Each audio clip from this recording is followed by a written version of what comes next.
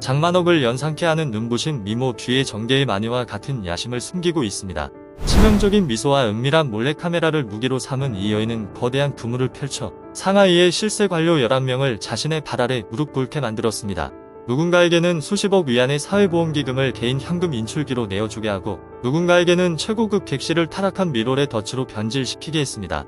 도대체 그녀는 누구이길래 상하이의 하늘을 손바닥 하나로 가릴 수 있었던 것입니까? 지금부터 스타팩트와 함께 제1의 내연녀라 불리는 노가리의 미스터리하고도 죄악으로 점철된 삶을 파헤쳐 보겠습니다.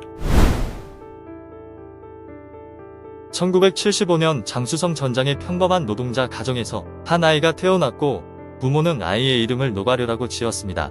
그녀는 어릴 때부터 부드러운 춤사위와 남다른 분위기로 예술적 재능을 보였으며 이웃들의 찬사를 한몸에 받으며 자랐습니다. 세월이 흘러 노가려는 홍콩의 대스타 장만옥의 우아함을 빼닮은 완성된 미모를 갖추게 되었습니다. 그녀가 거리에 나타날 때마다 그 압도적인 비주얼은 모든 이의 시선을 사로잡았고 모두가 그녀의 앞날에 화려한 영광만이 가득할 것이라 믿었습니다. 90년대 후반 스타가 되겠다는 꿈을 안고 그녀는 고향을 떠나 상하이로 상경했습니다. 하지만 상하이는 기회의 땅인 동시에 배경 없는 이들에게는 지독하리만큼 가혹한 곳이었습니다. 모델 활동을 시작한 노가려는 단순히 예쁜 얼굴만으로는 성공의 문턱을 넘을 수 없다는 현실을 뼈저리게 깨달았습니다. 복잡한 인맥이 지배하는 시장에서 아무런 뒷배가 없던 그녀는 늘 주류에서 밀려나 기득권에 들러리만 서야 했습니다. 결코 포기할 수 없었던 그녀는 직접 모델 에이전시를 차려 홀로 서기를 시도했지만 운명의 여신은 쉽게 미소 짓지 않았습니다. 그녀가 키운 모델들은 실력이 출중했음에도 불구하고 권력과 재력이라는 보증수표가 없다는 이유만으로 번번이 예선에서 고배를 마셨습니다. 돈과 권력을 등에 업은 함량 미달의 후보들이 우승컵을 거머쥐는 광경을 목격하며 그녀의 가치관은 송두리째 흔들리기 시작했습니다. 가슴속 순수함은 메말라갔고 그 자리에는 수단과 방법을 가리지 않고 반드시 권력을 쟁취하겠다는 독한 갈망이 들어찼습니다. 그러던 2000년 한 화려한 파티에서 그녀는 정재계의 거물인 양중환을 만나게 됩니다. 노가려의 미모에 매료된 그는 그에게 현금과 별장, 고급 승용차를 제안하며 자신의 여자가 되어달라고 요구했습니다. 자존심과 부귀영화 사이에서 고뇌하던 그녀는 결국 냉혹한 현실과 타협하는 길을 선택했습니다. 그렇게 그녀의 삶은 전환점을 맞이했고 모델 에이전시 또한 내연남의 호강을 입어 승승장구하기 시작했습니다. 그러나 그 달콤한 꿈은 양중환이 수천만 위안의 횡령 혐의로 조사를 받게 되면서 순식간에 산산조각이 났고 그는 그녀를 방패막이 삼아 도주하려 했습니다. 결국 노가려는 공범으로 체포되었고 감옥행을 피하기 위해 자신이 알고 있는 모든 치부를 낱낱이 자백하며 처절하게 살아남아야 했습니다. 출소 후 빈손이 된 그녀의 눈빛에서는 예전의 천진함이 사라진 대신 지독한 실리주의와 영악함이 자리잡았습니다. 그녀는 상하이를 떠나지 않고 숨을 죽인 채 권력의 판으로 복귀할 결정적인 기회를 엿보았습니다.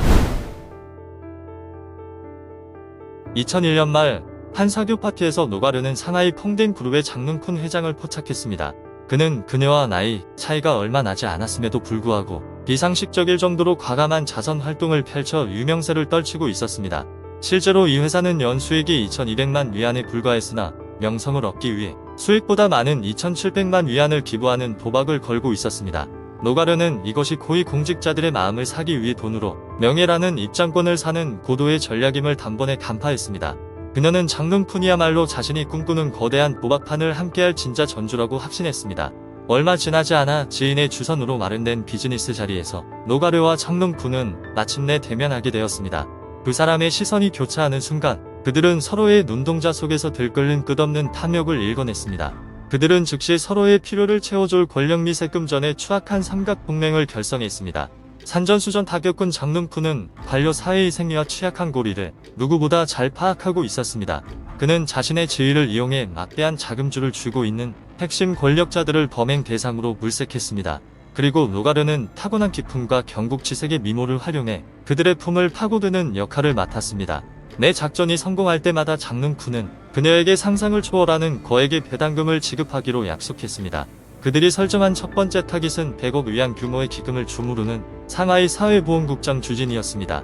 2002년 가을 장능쿤은 도시 외곽에서 열린 공직자 친목 모임에 노가리를 자연스럽게 합류시켰습니다. 은은한 조명 아래 자신의 우상이었던 장만옥과 똑 닮은 분위기의 여인이 자신을 기다리는 모습을 본 주진이는 그 자리에서 넋을 잃고 말았습니다. 미소한 돈과 장능쿤의 말 한마디에 청렴하기로 이름났던 그 공직자는 노가려 앞에 완전히 무너지고 말았습니다. 그날 밤 주진이의 이성은 사라졌고 그는 공식적으로 이들 커플의 야망을 위한 현금 인출기가 되었습니다. 상하이 도로교통개발공사가 35억 5천만 위안 규모의 지분 매각 입찰을 공고하면서 큰 기회가 찾아왔습니다. 당시 장롱쿤의 그룹이 보유한 자금은 고작 5억 위안뿐이었으며 이는 인수를 꿈꾸기에는 턱없이 부족한 액수였습니다. 하지만 주준이의 개입 덕분에 장롱쿤은 사회보험기금에서 32억 위안을 끌어내어 입찰에 참여할 수 있었습니다.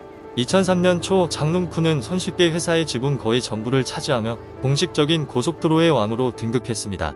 이 사건 이후 노가르는 수천만 위안의 수수료를 챙기며 상하이의 신흥 여성 재료가 반열에 올라섰습니다. 주진이를 계속해서 자신들의 뜻대로 움직이게 하기 위해 장롱쿤과 노가르는 완벽한 겉모습을 만드는 데 총력을 기울였습니다. 장롱쿤은 그녀에게 고급 승용차를 사주었고 두 사람이 편하게 만날 수 있도록 외곽에 조용한 별장까지 마련해 주었습니다. 동시에 그는 주진이의 아내에게 일할 필요도 없으면서 연봉 60만 위안을 받는 고문 자리를 주선했습니다. 미색과 돈의 소용돌이 속에서 고위 공직자였던 그는 자신의 명예와 도덕적 한계선을 완전히 상실했습니다. 재산과 인맥이 쌓여가면서 노가르의 야망은 더욱 거대하게 부풀어 올랐습니다. 그녀는 더 이상 고위직 몇 명을 상대하는 것에 만족하지 않았고 더 많은 관료가 자신의 손바닥 위에서 장기판의 말처럼 움직이는 거대한 무대를 세우고 싶어 했습니다. 이에 그녀는 모델 교육이라는 명목으로 상하이 최고급 호텔의 스위트룸 2개를 장기 임대하여 활동 본부로 삼았습니다. 겉으로는 화려한 고객 접대 장소였지만 내부는 사실 권력자들을 가두기 위해 설계된 달콤한 덫이었습니다. 노가르는 수많은 젊은 여성을 모집했고 성공과 고급 쇼를 약속하며 그들을 관료들을 접대하는 길로 유인했습니다. 그녀가 말하는 소위 고급 쇼란 권력 있는 관료들을 유흥으로 즐겁게 해주는 비도덕적인 서비스였습니다. 돈과 명예의 유혹 앞에 적지 않은 여성들이 결국 타협의 길을 선택했습니다. 노가르는 미색만으로는 이 관료들을 완전히 묶어둘 수 없으며 반드시 그들의 약점을 잡아야 한다는 것을 잘 알고 있었습니다. 그래서 그녀는 거액을 들여 거실부터 욕실까지 모든 사각지대에 초소형 카메라를 설치해 은밀하고 타락한 장면들을 기록했습니다. 감시 화면 뒤에 앉아 그녀는 한 편 한 편의 영상을 비밀리에 저장하며 먹잇감들의 변태적이고 탐욕스러운 행태를 담은 거대한 블랙리스트 보관소를 구축했습니다. 이러한 강력한 증거들 덕분에 노가르의 위상은 난공불락이 되었고 관료들은 그녀에게 매료되거나 혹은 두려움에 떨며 감히 거역하지 못했습니다.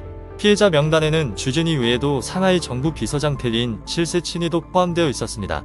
2006년 초 친이가 파리 출장을 간다는 소식을 접한 노가르는 결정적인 한 방을 날릴 기회를 잡기 위해 수행원 자격으로 동행했습니다.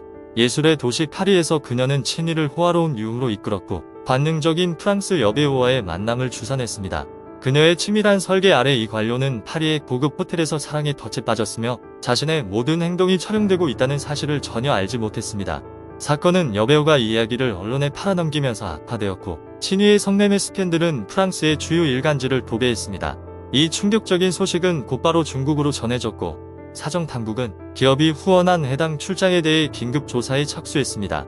조사가 깊어질수록 수사당국은 친이의 뒤에서 조종한 몸통이 바로 장롱쿤의 그룹이라는 사실을 발견하고 경악했습니다. 파리에서의 스캔들은 단순한 개인의 몰락을 넘어 상하이 사회보험기금 횡령이라는 대형 부패 사건의 도화선이 되었습니다. 이 사건은 상하이 사회보험 대안의 시발점이 되었고 수많은 관료와 그들의 어두운 권력 미색 거래를 세상 밖으로 끌어냈습니다. 상황이 위험하게 돌아가자 장롱쿤은 살 길을 찾기 위해 즉시 태도를 바꿨고 노가르를 막다른 길로 내몰기로 결심했습니다. 그는 감형을 받기 위해 관료들의 추문이 담긴 모든 녹화 테이프를 수사팀에 넘기고 모든 죄를 그녀에게 뒤집어 씌웠습니다. 그제야 권력의 단꿈에서 깨어난 노가르는 미색과 음모로 세운 제국이 완전히 무너지고 있음을 직감했습니다. 그녀는 망설임 없이 전 재산을 챙겼고 복잡한 지하 채널을 통해 거액의 자금을 해외로 비밀리에 빼돌렸습니다. 달빛조차 없던 어느 깊은 밤 그녀는 변장을 하고 위조 여권을 사용해 서둘러 비행기에 몸을 실어 해외로 도주하며 국제 수배자가 되었습니다. 노가르의 실종은 폭풍을 멈추게 한 것이 아니라 도미노 효과를 일으켜 고위 관료들이 차례차례 낙마하는 결과를 초래했습니다. 주진이와 친이를 비롯한 11명의 관료는 그녀가 쳐놓은 사랑과 돈의 그물에 걸려들어 결국 차가운 감방에서 대가를 치러야 했습니다. 국민을 지켜야 할 수십억 위안의 사회보험기금은 그들의 탐욕과 욕망을 채우는 현금 인출기로 전락하고 말았습니다. 장롱쿤 역시 법망을 피하지 못하고 공금 횡령부터 돈 세탁까지 수많은 죄목으로 기소되어 화려했던 경력을 뒤로한 채 영원히 몰락했습니다. 노가려가 몰래 찍은 테이프들은 역설적으로 결정적인 증거가 되어 권력 내부에서 부패한 자들의 민낯을 낱낱이 드러냈습니다. 타국을 떠도는 도망자 신세가 되었음에도 노가려라는 이름은 부패의 상징으로서 역사의 치욕스러운 기둥에 새겨졌습니다. 수천억 위안 규모의 이 대형 사건은 도덕적 타락과 권력 미세 거래가 치러야 할 대가가 무엇인지에 대해 깊은 경종을 울렸습니다.